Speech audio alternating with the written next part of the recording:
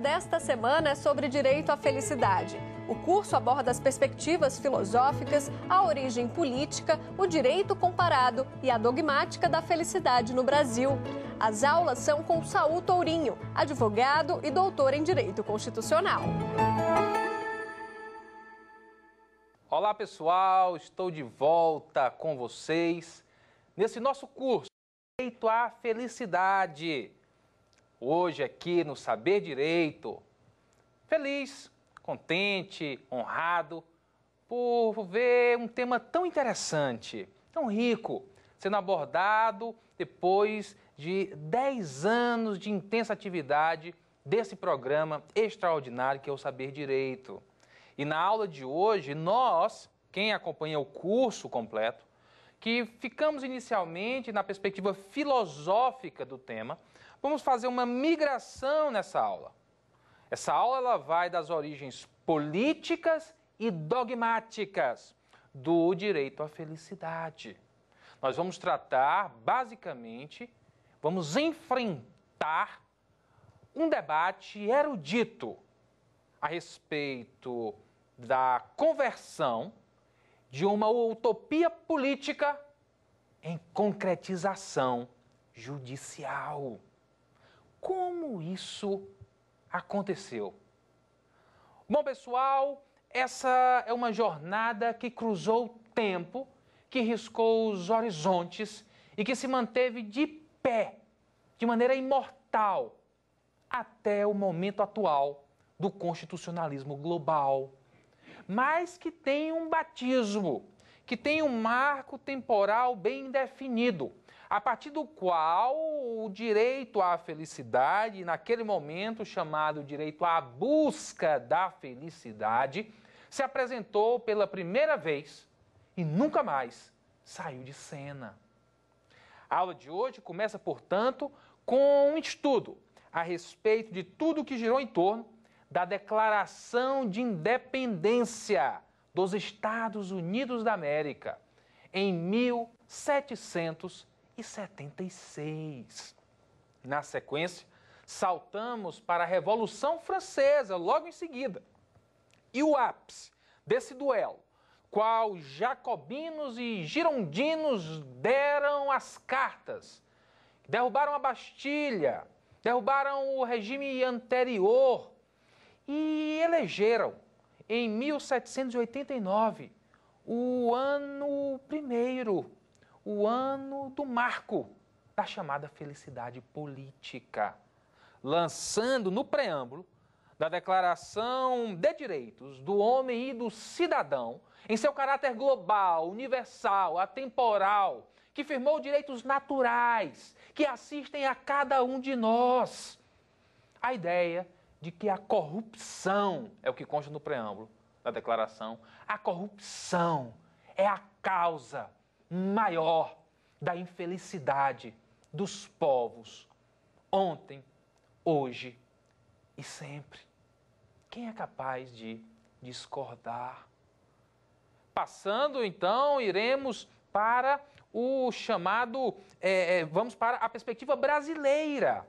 Vamos ver inicialmente como as ideias iluministas permearam a mente das figuras centrais que traçaram a Declaração de Independência dos Estados Unidos, também levando e culminando na sequência com a Revolução Francesa, uma França debilitada financeiramente, uma França debilitada em seus cofres, exatamente por ter apoiado a independência dos Estados Unidos, uma França muito bem retratada na obra de Victor Hugo, Os Miseráveis, em que pessoas debilitadas e engolidas pela miséria estavam cansadas do despotismo de uma coroa que cobrava impostos escorchantes, incidentes sobre aqueles que carregavam uma nação nababesca, uma nação repleta de ostentação nas costas. E logo em seguida, essas ideias iluministas, vamos ver como Thomas Jefferson se encontrou com um brasileiro, estudava na Europa, em Montpellier, Van Dyck, de Minas Gerais, e dali trocou correspondência sobre a independência do Brasil. Vamos ver como os ideais iluministas, como os autores utilitaristas eram consumidos no Brasil do Império, eram consumidos no Brasil que antecedia a Declaração de Independência, que antecedia os marcos históricos, por exemplo, como o Dia do Fico. Como o pensamento iluminista, o utilitarismo juntos também geraram efeitos no Brasil e fizeram nascer no nosso país a Constituição Imperial de 1824, que trouxe explicitamente a expressão felicidade pública, utilizada nos debates da filosofia política da Revolução Francesa, utilizada nos debates da filosofia política dos Estados Unidos. Perceberemos que há um elo, que, na verdade, o direito à felicidade nada mais é do que o retorno à fonte, um resgate das origens, um chamado à raiz. E que, nesse reencontro, juristas de extraordinário talento, Pimenta Bueno, estadistas a quem o Brasil deve muito, José Bonifácio, e Dom Pedro I, como o governante da nação, essas figuras aparecerão em mais de uma oportunidade, sempre ligados a essa ideia de uma utopia política que se transforma em dogmática jurídica e que reverbera na concretização judicial. É uma viagem do tempo, uma viagem histórica que eu quero fazer com você, que nós vamos fazer juntos na aula de hoje. Vamos começar, pessoal? Vamos lá! Bom, gente, vamos começar nos Estados Unidos da América, o templo, simplesmente as colônias da Grã-Bretanha, as colônias daquelas figuras que optaram corajosamente para deixar para trás suas vidas, sua história, seu passado e no Mayflower buscar aquilo que seria chamado de Novo Mundo. Aqueles colonos que uma vez nas colônias, uma vez naquelas colônias que giravam em torno, especialmente a colônia da Virgínia, passaram com coragem e esperança a driblar o medo e a opressão e, a partir dali, a pleitear a sua própria autonomia, a sua própria liberdade política. O direito que nós vimos na aula anterior, na parte filosófica, de ser visto em ação. Aquele ideal de John Locke, que todos temos um inalienável direito de participar da esfera pública, de participar das decisões coletivas que afetam a nossa vida. Nós temos o direito de sermos vistos em ação. Esse ideal de Locke, ele permeou a mente inicialmente de uma figura fundamental à Declaração de Independência dos Estados Unidos, George Mason, que quando fez, antes da Declaração de Independência dos Estados Unidos, da qual participou, e aqui na Declaração de Independência o protagonismo foi de Thomas Jefferson, George Mason, antes, ao apresentar a Declaração de Direitos do Estado da Virgínia, ele fez uso, pela primeira vez, de um ideal político que passava a permear documentos com roupagem jurídica e que inspirariam, a partir dali, a constituição de um novo constitucionalismo, de um novo momento. O direito à felicidade sai da ribalta política, entra na plataforma jurídica e, posteriormente, é reclamado pela comunidade perante os tribunais. George Mason, quando elabora, antes de 1776, a Declaração de Direitos da Virgínia, faz a primeira associação entre vida, liberdade e a busca da felicidade. Thomas Jefferson, na sequência, inspirado pelos ideais iluministas, inspirados pelas obras de John Locke, considerado autoproclamado um epicurista, ele faz essa transição e coloca na Declaração de Independência Ele era reputado pelos seus colegas como um homem que tinha uma caneta magistral, escrevia bem, um bom líder, uma figura de coragem.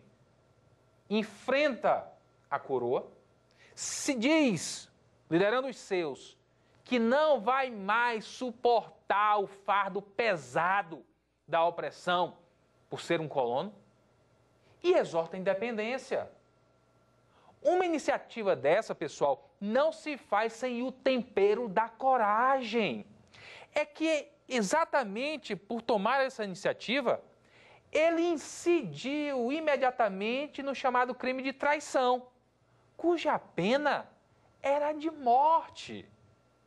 Não era algo simples, não era algo desonerado de riscos graves, a iniciativa de Thomas Jefferson.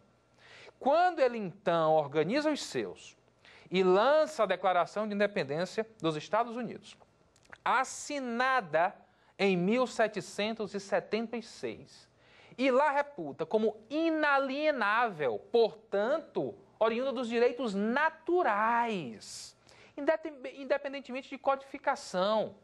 A ideia de vida, de liberdade e de busca da felicidade. Thomas Jefferson entrega ao mundo uma referência imortal.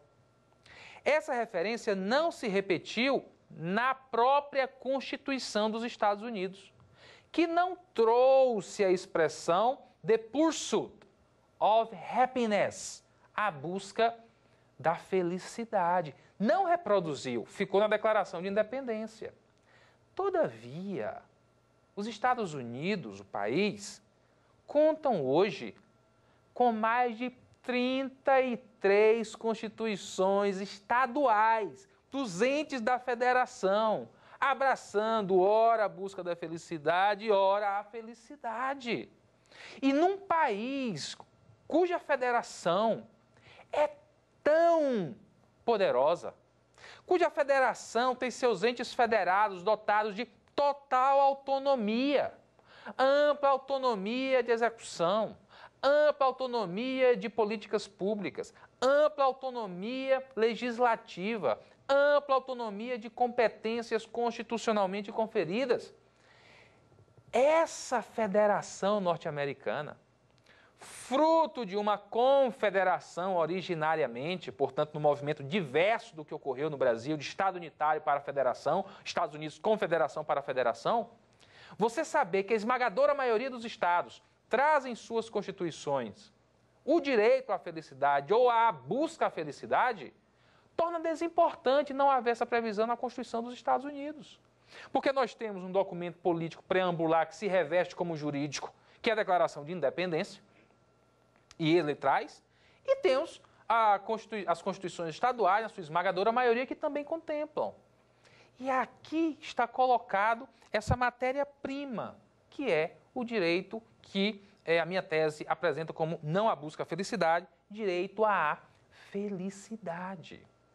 E aqui, pessoal, para quem quiser estudar a fundo, é um momento importante, a Declaração de Independência dos Estados Unidos, compreender que Thomas Jefferson, ao contrário do que se diz, e aqui a menção é de Hannah Arendt, a minha filósofa predileta, mulher extraordinária, erudita, uma mulher que apresentou ao mundo livros extremamente sofisticados intelectualmente.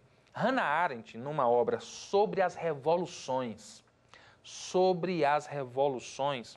ela mostra que Thomas Jefferson, quando introduziu o direito à busca da felicidade, ao contrário do que se costuma dizer atualmente, que nada mais é do que a visão liberal do norte-americano, me deixa em paz, me esquece, deixa eu tocar minha vida, e aqui é o direito à busca da felicidade, Hannah Arendt traz uma perspectiva diferente. Ela diz: como Thomas Jefferson era um epicurista, amante das obras de John Locke, o que ele queria, na verdade, dizer com a busca da felicidade era a necessidade, considerada o novo mundo colonizado, montado por colonos, de participação política, de participação popular, de engajamento comunitário, de ter voz no processo de tomada de decisão, de participar da esfera pública. Noutras palavras, o direito de ser visto em ação. Hannah Arendt, portanto, não simplifica isso. Ela não traz uma análise simplória a respeito da ideia de busca da felicidade adotada por Thomas Jefferson na Declaração de Independência dos Estados Unidos, como sendo simplesmente um ideal liberal, algo que se diz, Estado, fique longe de mim, eu estou bem. Até porque não era isso que os colonos queriam. Os colonos queriam o seu próprio Estado, a sua própria nação, o seu próprio direito de, no banquete político, implementar decisões, dirigir os destinos da nação. E para aqueles que querem fazer uma imersão nessa perspectiva histórica necessária, que também se desdobra como uma perspectiva de filosofia política, eu recomendo a obra História Constitucional Inglesa e Norte-Americana, do surgimento à estabilização da forma constitucional, do Cristiano Paixão e do Renato Bigliazzi. Obra extraordinária, tive a oportunidade de consultar para a minha tese, uma leitura rápida, uma leitura boa, leitura agradável e muito detalhada a respeito dos episódios. Também recomendo, pessoal, que vocês tenham em mente, quando do estudo histórico, especialmente dos Estados Unidos, fazendo esse recorte que estou fazendo agora para vocês, de um clássico que é impossível negligenciar. É impossível tratar do direito à felicidade sem fazer uma leitura detalhada dessa obra, O Federalista. É outro clássico para todos que se debruçam na filosofia política a partir da Declaração de Independência dos Estados Unidos e de tudo que se seguiu. Alexander Hamilton, James Madison e John Jay.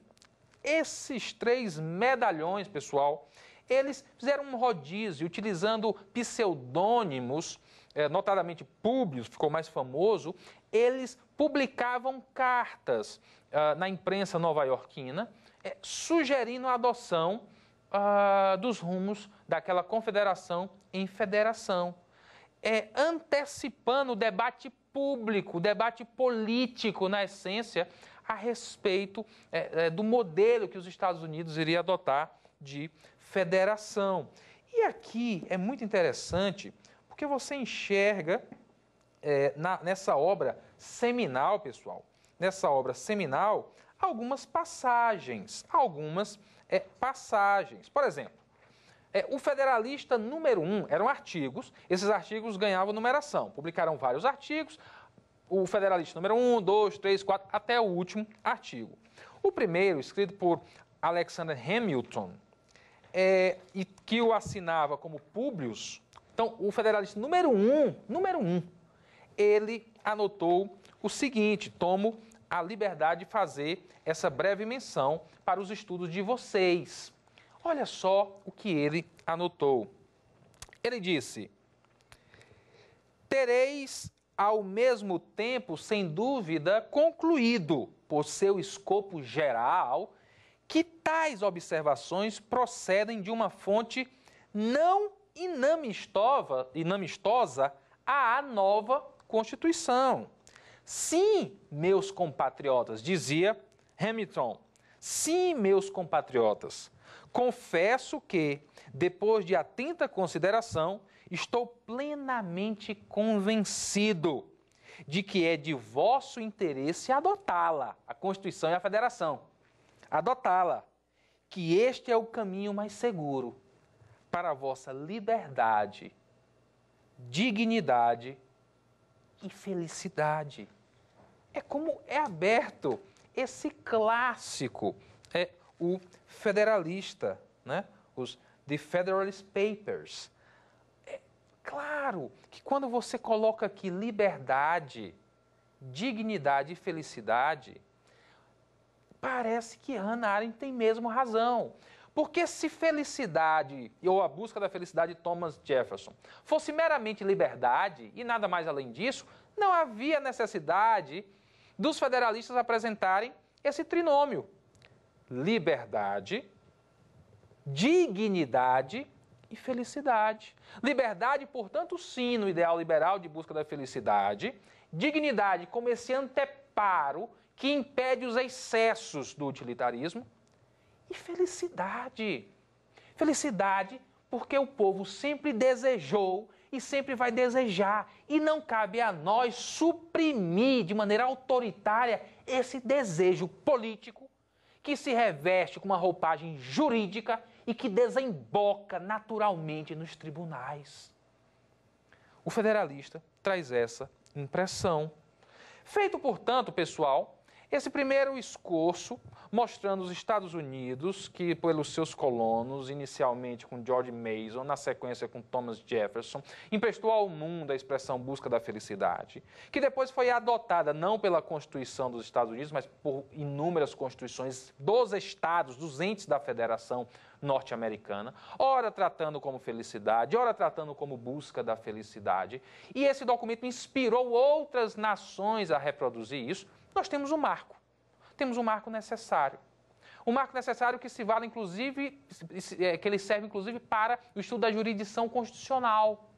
Quando você consulta a Constituição da Pensilvânia, uma das primeiras que tratou sobre jurisdição constitucional, que trouxe a previsão da criação do chamado Conselho dos Censores, que promoviam a declaração incidental de inconstitucionalidade quando a legislação violasse a Constituição norte-americana e lá a expressão sempre quando for para o bem da felicidade pública. Constituição da Pensilvânia, do batismo da jurisdição constitucional. Estados Unidos, então, não lida de maneira envergonhada. Os Estados Unidos não compreende como algo do que ele tenha que se envergonhar quando associa política e felicidade, dogmática e felicidade, justiça e felicidade. Saindo dos Estados Unidos, nós temos a Revolução Francesa, que foi precipitada exatamente pelo apoio que a França deu aos Estados Unidos na sua declaração de independência. Os cofres públicos foram à bancarrota, a França ficou numa situação lamentável do ponto de vista fiscal, numa perspectiva orçamentária. Houve um aumento estratosférico de tributação para manter uma coroa que se guiava conduzida por privilégios e ostentação. E a partir daí, claro, um colapso do modelo, acusações de corrupção, uma Revolução Francesa que não se deu como a dos Estados Unidos, uma revolução violenta, uma revolução de assassinatos, de morte, de guerra. Para ter uma ideia, a cena clássica da tomada da Bastilha nada mais é do que a guilhotina. Reis e rainhas perderam mesmo a cabeça. Essa ideia de combate à corrupção, e de derrubada do regime, de combate ao privilégio, fez com que girondinos e jacobinos, em 1789, fixassem aquele ano como ano marco, o ano primeiro da felicidade política, na França.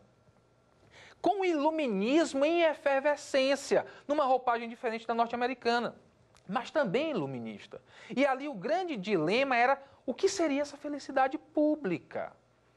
Porque se para os Estados Unidos a adoção era meramente o direito de ser visto em ação, numa inspiração de Locke, com o contexto epicurista, por meio da felicidade pública, como participação na esfera pública, a França tinha dilemas mais profundos, que era exatamente tentar entender se cabia ao Estado a promoção dessa felicidade política, ou se isso poderia desembocar num autoritarismo, ou no uso populista da ideia de felicidade.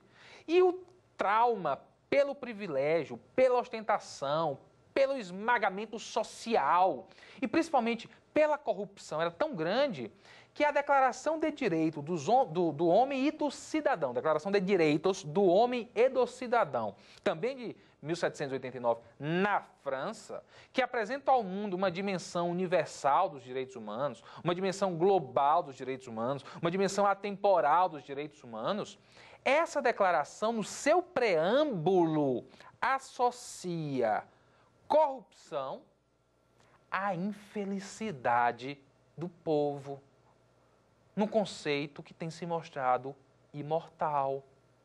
Até hoje é muito fácil sentia a emoção de qualquer concidadão em fazer essa associação necessária.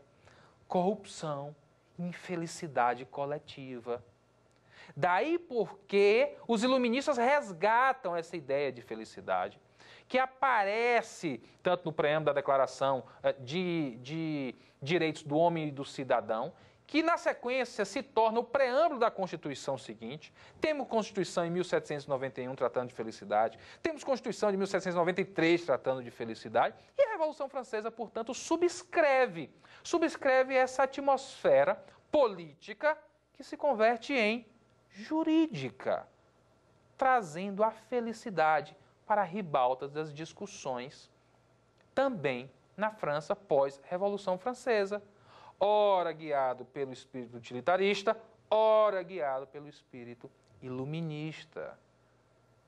Se o mundo era assim, se os Estados Unidos lá estava com a sua declaração de independência, se a França lá estava com a sua Revolução Francesa, é importante indicar para vocês mais uma obra que eu utilizei também na minha tese para uma pesquisa quanto à associação da Revolução Francesa com o Iluminismo. Essa corrente de ideias que entre a superstição e a ciência fica com a ciência. Que entre a humanidade e a crueldade fica com a humanidade.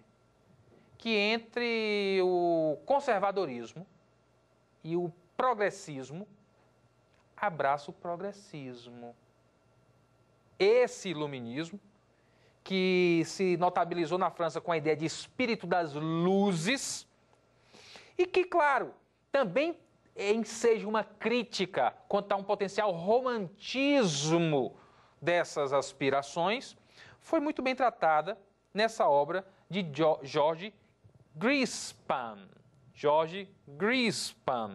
Né, sobre a Revolução Francesa e o Iluminismo. Consultei essa obra para preparar a tese e o curso que estou ministrando agora para vocês aqui no Saber Direito.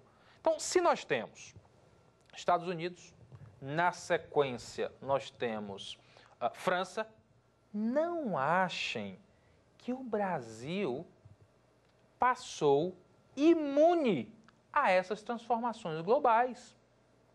O Brasil, colônia à época de Portugal, ainda posteriormente chamado de Império, mas inegavelmente submetido ao jugo português, o Brasil sentiu na pele essas transformações globais. As revoluções norte-americana e francesa reverberaram no Brasil. O Brasil, daquele momento e nas 2 ou 3 décadas seguintes, contava com uma elite muito rica, erudita, cosmopolita, viajada das Minas Gerais, que se dirigiam muito para a França, notadamente em escolas de medicina em Montpellier, e também acadêmicos de direito, tanto em Portugal quanto em outros países da Europa. Dentre essas figuras, se notabilizou um sujeito cujo apelido era Van Dyck. Van Dyck era um brasileiro acadêmico de medicina que estava na França e que entendeu que essas precipitações revolucionárias, esses gritos de independência, eles deviam reverberar no Brasil, para inspirar o Brasil, como esse gigante sul-americano, a declarar a sua independência, a promover o seu próprio grito de independência.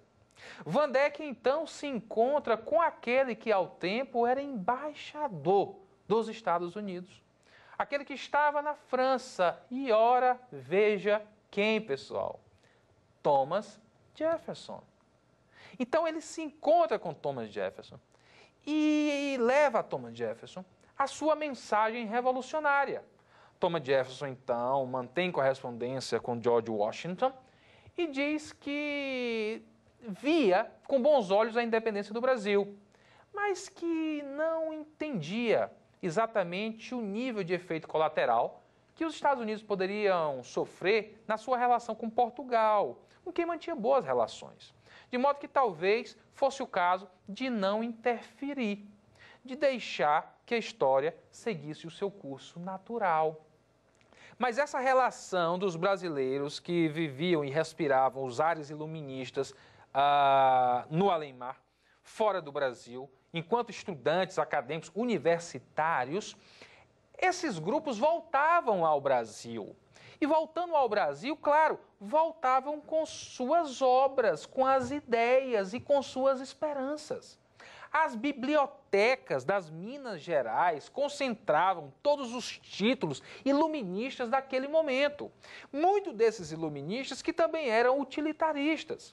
Então você vai ver figurando na mente desses insurgentes, com um papel eminentemente transformador, obras, por exemplo, de Adam Smith. E Adam Smith, ele aparece como um personagem importante na economia, especialmente pela riqueza das nações, mas não podemos negligenciar teoria dos sentimentos morais. A sua obra célebre, o seu livro de cabeceira, para mim, a sua mais relevante obra, mais do que Riqueza das Nações, em que há toda uma ligação com a ideia de felicidade, profundamente traduzido e consumido. Jeremy Bentham era traduzido e consumido no Brasil. Toda a filosofia iluminista escocesa, do próprio Adam Smith, também era produzida, traduzida e consumida no Brasil. E a partir daqui começa realmente uma intenção revolucionária, uma intenção insurgente. E quando você pega os insurgentes, essa presença dos rumores dos Estados Unidos, com os rumores da França, com uma ideia iluminista, com os pensadores utilitaristas, estão presentes no Brasil. Daí eu recomendar a você, meu aluno, minha aluna, que nos acompanha nesse curso, o Direito à Felicidade. Nessa segunda aula de hoje, que estamos tratando origem política e dogmática do direito à felicidade, da utopia política, a previsão dogmática e a concretização judicial, que leiam. Eu li, são vários volumes, acho que são 8 volumes. Li todos os volumes, capa a capa, os autos da devassa da Inconfidência Mineira. Leitura é essencial para compreender as origens no Brasil do direito à felicidade, né? Ganhei os volumes da querida Ofélia Drummond de Andrade e li todo o material. E o material de uma riqueza extraordinária e mostra a presença nos Inconfidentes do iluminismo, do utilitarismo e dessas reverberações políticas nos Estados Unidos e na França. Exatamente nesse ponto, pessoal, é que nós não podemos esquecer que a felicidade encontra sua raiz também no constitucionalismo brasileiro. Basta que nós tenhamos em mente que, no momento mais célebre desse Brasil, esse Brasil que estava numa situação de conflito, tendo Dom João VI voltado, tendo o seu filho permanecido como um príncipe regente, e todos nós já com um momento de tendência à declaração de independência. Então Dom João VI chama o filho, e o filho decide permanecer numa sinalização de que permaneceria no Brasil, numa sinalização de que patrocinaria na sequência a nossa independência. E nesse momento brasileiro, no chamado dia do fico, nós temos a frase clássica. Frase clássica que é impossível esquecer. Quando Dom Pedro diz, se for para o bem de todos e felicidade geral da nação, diga ao povo que fico. A ideia de felicidade geral ela já tinha sido vista na Revolução Francesa, quando jacobinos e girondinos elegem 1789 como marco, o ano primeiro, da felicidade pública. Numa repetição em essência, diferente no detalhe, daquela inspiração que Hannah Arendt sinalizou habitar o coração de Thomas Jefferson em 1776, na Declaração de Independência dos Estados Unidos, quando fala sobre busca da felicidade enquanto felicidade pública. Isso cruza os continentes. América do Norte, Europa, América do Sul. Essa ideia de felicidade pública na mente do debate político nacional, passando a sofrer uma transição entre o mero debate político e a internalização jurídica, passando a estar prevista em textos. E, na sequência prevista em textos, a sociedade, que sempre desejou a sua própria felicidade, que sempre lutou para combater a dor e o sofrimento e conduzir suas escolhas, sempre em busca desse, que é um projeto legítimo, projeto de felicidade. Essa comunidade, de repente, vê no Brasil a migração do que era político, uma declaração de um líder que diz, se for para o bem de todo e felicidade geral da nação, diga ao povo que fico, para uma transição política, uma transição jurídica. Por que eu digo isso, pessoal? Porque na sequência dessas revoltas internas brasileiras, quando você vê os inconfidentes, quando você vê as tentativas de insurreições, golpes e contragolpes, tentativas e resistências, quando você vê Dom Pedro I dizer, olha, diga ao povo que fico, fica em nome de quê? Da felicidade geral da nação. Na sequência você vê a presença de um estadista que o Brasil teve a honra de ter. Um personagem que, quando o mundo celebrava a escravidão, ele era contrário à escravidão. Que, quando se queria a fragmentação, ele deu a vida pela unidade. Quando o Brasil flertou com a submissão do colonialismo, ele patrocinou a independência. Falo de José Bonifácio de Andrade, mais um personagem da história brasileira que precisa ser estudado, precisa ser investigado. Na aula de hoje, exatamente por estarmos trazendo perspectiva histórica da utopia política à concretização judicial, passando pela inserção dogmática desse personagem. José Bonifácio era um interlocutor privilegiado, né, da independência. Era alguém que o príncipe regente ouvia com grande intimidade. E José Bonifácio, ele traz aqui, exatamente nesse dia do fico, uma frase, uma manifestação política. Ele diz, os liberais, estou lendo a obra que acabei de indicar, página 125, pessoal, para quem está anotando. José Bonifácio. Os liberais brasileiros, os que não admitiriam de maneira alguma a volta de seu país ao estado anterior à chegada de Dom João VI, confiavam nas cortes e esperavam delas a regeneração política, a instauração do regime definitivo, que traria liberdade, vida feliz, riqueza e abundância. São palavras de José Bonifácio que se repetem em toda a sua biografia. Portanto, toda aquela inclinação que nós vimos, os Estados Unidos, George Mason e Thomas Jefferson, depois subscritos por Alexander Hamilton, por James Madison, por John Jay, passando para todos os iluministas da França, chega ao Brasil com personagens de relevo. Não era Dom Pedro que falava sozinho. Dom Pedro falava algo que reverberava no emocional, no coração de insurgentes, e que também era subscrito por estadistas da envergadura de José Bonifácio. Daí Pimenta Bueno, em estudos que fez sobre a Constituição do Império, aqui já numa doutrina constitucional, ter feito fartas, vastas menções à felicidade geral. Por quê? Porque o Brasil fez a migração da felicidade que era política para o ambiente jurídico.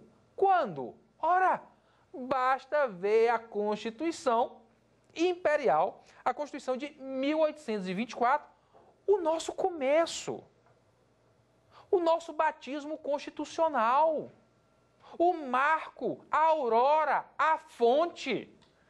Nesse período de tanta transformação do direito constitucional brasileiro, a meta é a fonte. A fonte é que deve nos alimentar. O respeito às nossas origens, a compreensão do povo que somos, a certeza de que a Constituição do Império firmou o pontapé inicial no constitucionalismo brasileiro e que essa Constituição do Império, filosoficamente imersa também por ideais iluministas, também por propostas utilitaristas, que contou com patrocínio corajoso de estadistas da dimensão de José Bonifácio, contemplou explicitamente a ideia de felicidade geral, saltando de um ideal político para a dogmática jurídica. Estou aqui na minha mão, pessoal. Tenho aqui na minha mão a Constituição, o texto da Constituição do Império, o nosso batismo, onde tudo começou, a origem, a fonte. Nessa fonte, eu estou lendo aqui a apresentação da Constituição, o que hoje a gente chama de preâmbulo, o preâmbulo da Constituição Imperial de 1824. É o nosso batismo, a nossa fonte. Temos que reconhecer o valor dos nossos ancestrais. É hora de sermos gratos, porque deu a vida e a morte pelo nosso constitucionalismo, onde tudo começou. O que diz o preâmbulo? Vou ler apenas um trecho. O preâmbulo, Dom Pedro I apresenta a Constituição, fala dos atropelos políticos da ideia anterior de constituinte, que não se concretizou, e pede que a população adira à Constituição. Quais palavras ele usa? Olha só o que Dom Pedro I fala. Ele diz: fazemos saber a todos os nossos súditos que, tendo-nos requerido os povos deste império, era o Brasil, juntos em câmaras, que nós, quanto antes, jurássemos e fizéssemos jurar o projeto de Constituição, que havíamos oferecido as suas observações para serem depois presentes à nova Assembleia Constituinte, ponto vírgula, mostrando o grande desejo que tinham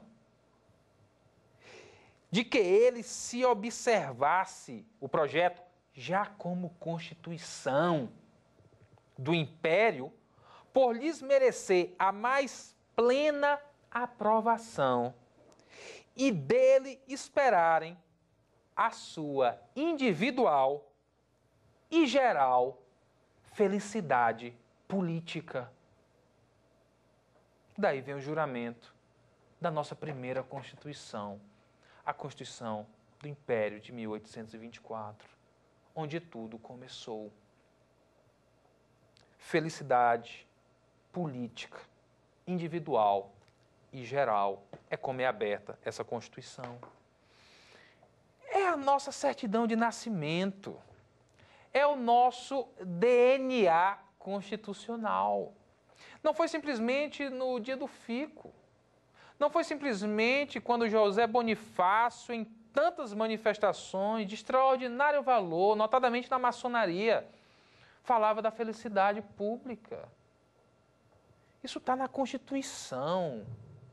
Não adianta negligenciar isso. É irrelevante você dizer que não gosta. É irrelevante você dizer que vai dar trabalho estudar isso. Uma tese se dispõe a investigar exatamente o que é complexo, difícil, mas sempre apresentando à comunidade os argumentos, sendo franco quanto aos fatos e promovendo um resgate que agora nessa segunda aula já não é mais filosófico, como foi da primeira. É, além da filosofia política, um resgate histórico. A Constituição do Império de 1824, a primeira do nosso tempo, onde tudo começou, já falava da felicidade geral e individual, como felicidade política, felicidade pública. Por quê? Porque novamente se imaginava ali o ingresso nesse contexto global, um contexto global do constitucionalismo contemporâneo, o que a gente chama de constitucionalismo moderno. Nós temos a Declaração de Independência dos Estados Unidos, nós temos, na sequência, a própria Constituição dos Estados Unidos, nós temos, então, várias constituições de estados, de unidades federadas dos Estados Unidos, e essa exortação de busca da felicidade, que Hannah Arendt entende como felicidade pública, no seu, sobre as revoluções. Na sequência, nós fomos para a Revolução Francesa, com a tomada da Bastilha, a derrubada do antigo regime, jacobinos, girondinos, violência, morte, massacre, guilhotina e uma indefinição se de fato deveria vir do Estado a concretização dessa felicidade pública, se isso era um ethos social, se isso era um ethos comunitário, se deveria ser na esfera privada, se deveria ser na esfera pública, mas sempre ela, a felicidade presente. Não com discurso político. Felicidade lançada, por exemplo, na Declaração de Direitos do Homem e do Cidadão. O seu preâmbulo, quando associa corrupção à infelicidade da gente, à infelicidade dos povos. Isso é dogmática. É a origem da positivação daquilo que antes era o ideal político. E que agora, no fechamento dessa nossa segunda aula, que já estamos nos encaminhando para o fechamento, começando a esboçar uma síntese conclusiva do nosso segundo encontro, pessoal, ele chega ao Brasil. Chega ao Brasil, teoricamente, por meio dos livros dos iluministas, chega ao Brasil também teoricamente, por meio dos livros dos utilitaristas, muitos deles iluministas. Não achem que esses utilitaristas, eles eram utópicos, românticos, sujeitos que abraçavam ideais vazios. Quando você vai na investigação de positivistas clássicos, estamos lidando com um clássico da teoria do direito. Em John Austin, por exemplo, você vai em Hart, por exemplo, muitos os qualificam como utilitaristas. Muitos os qualificam como utilitaristas. Isso não os tornou o debate da felicidade vazio, vulgar, tolo. É um debate erudito. Não falta nuances a serem exploradas. Primeiro encontro, nuances filosóficas. Segundo encontro, filosofia política e história. Temos o terceiro encontro, temos o quarto encontro, temos o quinto encontro, um curso inteiro, direito à felicidade, voltando sempre para a aplicação prática. E aqui o que nós temos? Nós temos uma Constituição que traz em sua norma preambular felicidade explicitamente, do caráter individual e geral, e que a partir dali assume uma roupagem na dogmática constitucional brasileira de bem geral ou de bem-estar. Ora, a filosofia usa a expressão felicidade, muito comumente. Nós vimos aqui no nosso primeiro encontro. Mas já os documentos jurídicos, nem todos utilizam a expressão felicidade. A Constituição do Império utilizou felicidade, foi explícita. As posteriores, elas foram dando um caráter mais neutro à expressão, o que é absolutamente natural. Os economistas, por exemplo, quando tratam sobre a felicidade, eles optam exatamente para dar um caráter mais objetivo, para quantificar, para mensurar, para submeter a testes. Ele usa a expressão bem-estar. No inglês é well-being. Essa expressão que os economistas usam. As constituições brasileiras, a partir da Constituição Imperial, foram se valendo de expressões mais neutras, com essa tessitura filosófica mais neutralizada. Então ela começa a tratar sobre bem geral, quando o imperador falou de felicidade geral, e posteriormente ela começa a tratar, até a nossa atual, de bem-estar, que como nós vamos ver, pessoal, nós vamos ver na próxima aula, tem uma dimensão objetiva e uma dimensão subjetiva. Portanto, a aula de hoje, a intenção era deixar com vocês esses elementos e trazer ao final esse escoço histórico para a prática. Hoje, tanto quanto você tem iniciativas políticas voltadas para a felicidade, quando você tem iniciativas do processo legislativo, ao tempo deputada Manuela Dávila, senador Cristóvão Buarque, ambos apresentaram proposta de emenda à Constituição para inserir a palavra felicidade no texto da Constituição de 88, uma iniciativa, claro, inicialmente política, mas que uma vez aprovada é jurídica, está na Constituição. E na sequência, essa utilização mais neutra a partir da Constituição do Império, que vai se neutralizando e abraçando a ideia global atual de well-being ou de bem-estar. Essa é, portanto, a dimensão histórica desse direito, do direito à felicidade, pessoal, que eu tentei, nesse segundo encontro, deixar com vocês.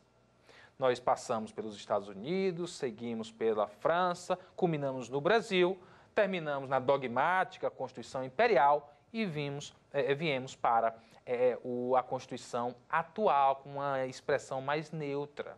A Constituição sul-africana, por exemplo, usa muito a palavra diversidade. A brasileira usa pluralismo. Isso não quer dizer que, por usar pluralismo, a Constituição brasileira não proteja a diversidade. São palavras diferentes para emprestar o mesmo significado. Portanto, na aula de hoje, nós tivemos um encontro histórico. Fomos falar aqui da origem política e dogmática, do direito à felicidade, culminando, claro, no nosso país, no Brasil, Constituição do Império, que tanto contou com a coragem de Dom Pedro I, com o tirocínio de José Bonifácio, com o estudo posterior de Pimenta Bueno, para entender as nuances da independência do Brasil e tornar concreto aquele ideal, o ideal do se for para o bem de todos e felicidade geral da nação, diga ao povo que fico. Bom, pessoal, eu encerro esse segundo encontro do nosso curso Direito à Felicidade, aqui no Saber Direito. Então, pessoal, esse segundo encontro, o segundo encontro do curso Direito à Felicidade, ele já entrega para vocês material intelectual suficiente, um arsenal de informações para que vocês migrem comigo agora para o terceiro encontro, a nossa terceira aula.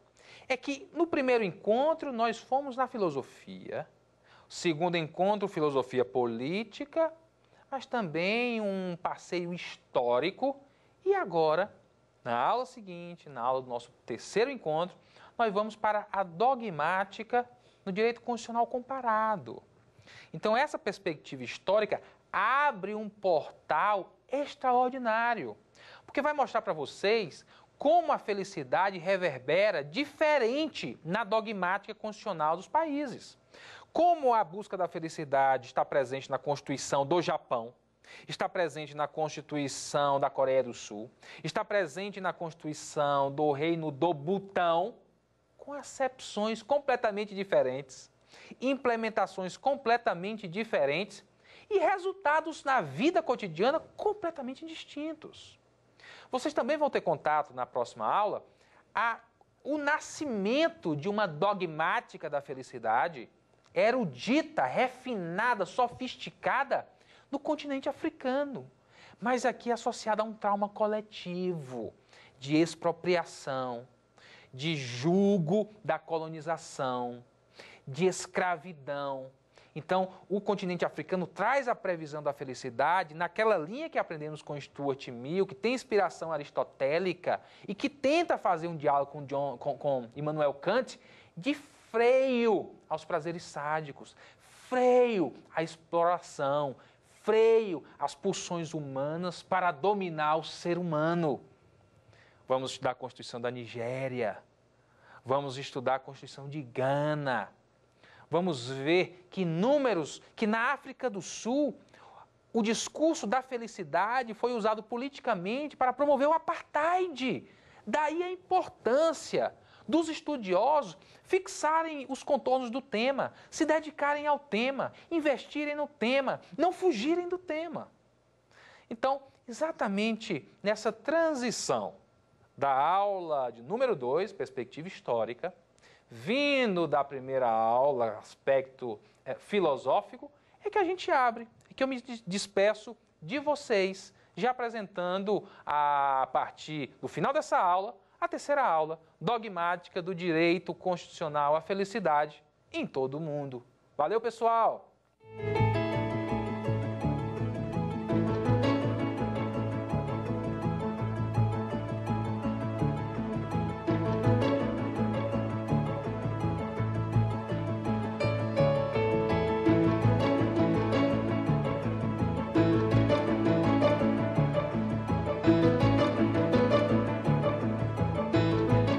Gostou das aulas? Qual tema você quer estudar aqui?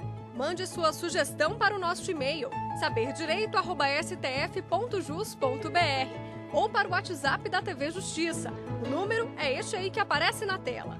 Você pode ainda estudar pela internet. É só acessar tvjustiça.jus.br.